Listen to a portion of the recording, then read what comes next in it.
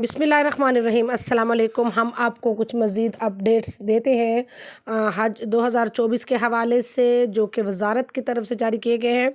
आप हमारे साथ रहिए, हमारे चैनल को सब्सक्राइब कर लीजिए और बेल आइकन प्रेस कर दीजिए ताकि आपको नोटिफिकेशन मिलता रहे और मालूमात हासिल होती रहे। बहुत शुक्रिया। अब चलते हैं तफसीलात की तरफ। वज़ारत मज़हबी अमूर ने ये नोटिफिकेशन जारी किया है या हिदायत जारी की है कि बायोमेट्रिक करने के लिए तमाम हुज्जाज कराम वज़ारत की नई हिदायत का इंतज़ार करें। यानी बहुत सिलसिला ये शुरू हो गया है। जैसे ही कुरानदाज़ी हुई और उसके बाद जो सक्सेसफुल हुज्जाज कराम थे उनको मैसेजेस मिले, तो फिर बायोमेट्रिक का सिलसिला शुरू हो गया। लेकिन वज़ारत ने ये कहा है कि आप अभी फ़िलहाल बायोमेट्रिक ना करें और इंतज़ार करें कि वज़ारत नई हिदायत क्या जारी करती है। उसमें कोई रीज़न होगी, कोई वजह होगी जिसकी वजह से उन्होंने कहा है। शायद वो मज़ीद सहूलतें देना चाह रही हैं कि जहाँ जाकर आप ये आसानी से कर सकेंगे। जिस तरह मैंने पिछली वीडियोस में ये सजेशन दी थी गवर्नमेंट को, और या फिर कुछ और रीज़न होगी, सऊदी हुकूमत की तरफ से कुछ मामला होगा, या अभी ये टाइम से पहले किया जा रहा होगा। लिहाजा आपसे गुजारिश है कि आप अभी ये स्टॉप कर दें और बायोमेट्रिक का सिलसिला शुरू ना करें। वज़ारत की हिदायत का इंतज़ार करें और उसके बाद बायोमेट्रिक करवाएं, और उसके बाद फिर जब जैसे जैसे वज़ारत आपको कहती चली जाए उसके मुताबिक आप पासपोर्ट वगैरह जमा करवाएंगे।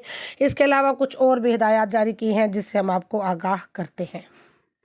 जी, वज़ारत का कहना है कि हुज्जाज कराम आम तौर पर जो लाज़मी इंतज़ामी काम समझते हैं वो हज एप्लीकेशन जमा करवाना, बायोमेट्रिक करना, पासपोर्ट जमा करवाना, लाज़मी ट्रेनिंग, हाजी कैंप से पासपोर्ट, टिकट और वीज़ा लेना, इसी को इम्पॉर्टेंट समझते हैं। और उसके बाद के जो प्रोसेस है, जो हज का मेन प्रोसेस है, उस पर उसको नज़रअंदाज कर देते हैं। उनका कहना है कि वो आज़मीन हज जो पहली दफ़ा जा रहे हैं हज के लिए ख़ुसूसी तौर पर, और बाकिया को भी अमूमी तौर पर हज के तमाम मनासिक और तरीक़ेकार को समझ कर करें, क्योंकि अगर कोई गलती हो जाती है तो ये चूँकि फ़र्ज़ हज है और इसके बाद फिर नफली हज होंगे, तो फ़र्ज़ हज में किसी किस्म की भी कोई कोताही या गलती का एहतमाल ना रहे। उसके लिए ज़रूरी है कि आप इस तरीक़े को समझें जो वज़ारत ने कहा है। वज़ारत ने कहा है कि हुज्जाज कराम ट्रेनिंग हासिल करके और 4 दिन की, और वो समझते हैं कि हमें सब कुछ याद हो गया, लेकिन उस वक़्त जब ये अमली प्रैक्टिस करते हैं तो भूल चुका होता है। इसलिए बहुत ज़रूरी है कि हुज्जाज कराम इसकी प्रैक्टिस बार बार करें और हज की किताब एक सेलेक्ट कर लें और उसको थोड़ा थोड़ा करके पढ़ें। मसलन 2 बड़े हिस्सों पर उसको तकसीम करें, उम्रा और हज। तो पहले उम्रे से स्टार्ट कर लें, कोई पार्टनर मिल जाए तो बहुत अच्छा है। उम्रे को फिर 4 हिस्सों में तकसीम करें और एहराम, तवाफ़, सई, हलक, कसर, और एक एक करके चारों चीज़ों पर मुकम्मल अबूर गिरफ्त हासिल करें। यानी कंप्लीट आप इसको समझ लें और बार बार पढ़ें। जो पढ़ा इस पे अपने पार्टनर से मुसलसल ज़िक्र करते रहें। और अगर कुछ समझ नहीं आ रहा है तो सोशल मीडिया पर वज़ारत से पूछ सकते हैं। और अगर आपने उम्रा अच्छी तरीके से समझ लिया तो समझें कि आपने 30% हज के करीब हज समझ लिया है। और इसी तरह हज के 3 फ़र्ज़ और 6 वाजिबात को एक एक करके पढ़ें और इन सब चीज़ों को आप दोहराते रहे। एक और अहम बात यह है कि आप वॉक को जो है अपना शौआर बनाएं। जिस्मानी तौर पर मजबूत रहना बहुत ज़रूरी है।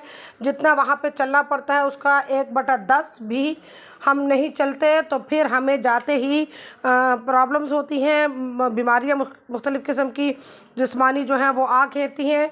और आपने जब शुरू में हज के दिनों में इतना ज़्यादा चलना पड़ता है तो ज़रूरी है कि आप उसकी प्रैक्टिस अभी से शुरू कर लें। इंतज़ामी अमूर और मिना, मुज़दलिफ़ा, अरफ़ात को और उनके रास्तों को जानना और मिना अरफ़ात के कैंप नंबर्स को समझना और ये मालूम करना कि मिना से जमरात और वापसी कैसे होगी। ट्रांसपोर्ट अगर लेनी है तो कहाँ से लेनी है।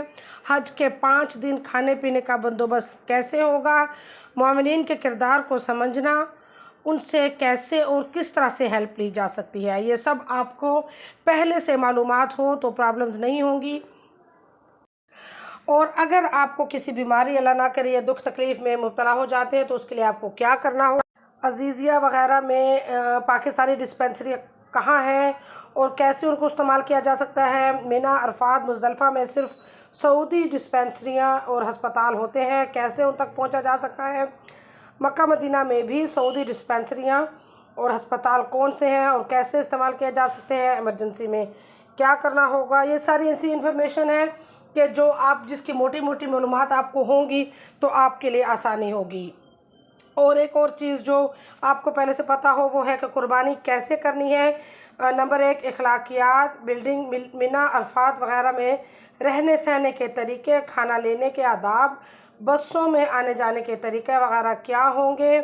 اور الغرض اتنا کچھ سیکھ کے جانا چاہیے کہ اس میں صحیح طریقے سے عمل ہو سکے اور فائنل ٹارگٹ حج مبرور اور اس کی برکات حاصل ہو جائیں۔ کافی اور بھی ایریاز باقی ہیں جن پہ بعد میں بات کریں گے۔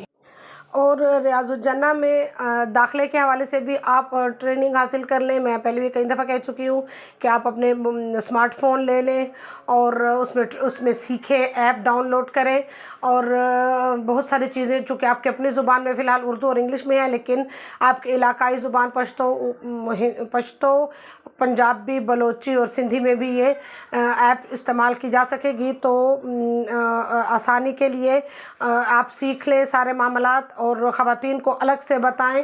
خواتین کا الگ سے سیکھنا بہت ضروری ہے، معلومات ان کو ہونا، کیونکہ وہاں پہ وہ آپ پہ ڈیپینڈ نہ کریں بلکہ ان کو خود بہت ساری معلومات ہو، تاکہ وہ چونکہ جب آپ سے الگ مناسک حج کی ادائیگی میں ہوں تو الگ سے اگر ان کو کوئی ایشو ہو تو وہ اپنے معاملات کو ہینڈل کر سکیں۔ اور اس کے علاوہ اور جن کے ساتھ چھوٹے بچے ہیں ان کے لیے پچھلے سال جو ٹاور ہے مدینہ ٹاور، اس میں سہولت فراہم کی گئی تھی کہ نرسری کی، تاکہ چھوٹے بچے جو ہیں ان کو وہاں پر چھوڑ دیا جائے اور آپ مناسک حج کی ادائیگی کے لیے کچھ ٹائم کے لیے جا سکیں۔ وہ ایک پورا پروسیجر ہے، آپ جب وہاں جائیں تو اس کی اگر آپ کے پاس چھوٹے بچے ہیں جو کہ عام طور پر ظاہر ہے تنگ کر رہے ہوتے ہیں تو آپ ان کو کچھ ٹائم کے لیے یا اپنی ٹائم سیٹنگ کر کے نرسری میں چھوڑ سکتے ہیں۔ اور وہاں جو مکہ ٹاور ہے وہاں پر یہ ساری انفارمیشن آپ کو مل جائے گی، آپ حاصل کر سکتے ہیں۔ اس کے لیے آپ کو الگ سے چارجز پے کرنے پڑیں گے۔ اور وہاں آٹومیٹک گاڑیاں یعنی جو ٹرالیز ہیں ان کی بھی سہولت موجود ہے، جو 2 بندوں بھی یوز کر سکتے ہیں اور 6 بندوں کے لیے بھی ٹرالیز موجود ہیں، جو خواتین و حضرات یا بزرگ یا بیمار افراد چل نہیں پاتے ان کے لیے وہ الگ سے سہولت موجود ہے اور وہ خود اس کو چلا سکتے ہیں اور آسان ہے بہت اس کا طریقہ، اور گائیڈز بھی وہاں پہ موجود ہوتے ہیں۔ اور آپ پاکستان سے بھی اپنی ویل چیئر لے کے جا سکتے ہیں جس کا کوئی خرچہ جو ہے وہ وصول ایئر لائنز والے نہیں کرتے۔ یہ جنرل انفارمیشن ہم نے آپ کو دے دی، دعاؤں میں یاد رکھیے گا۔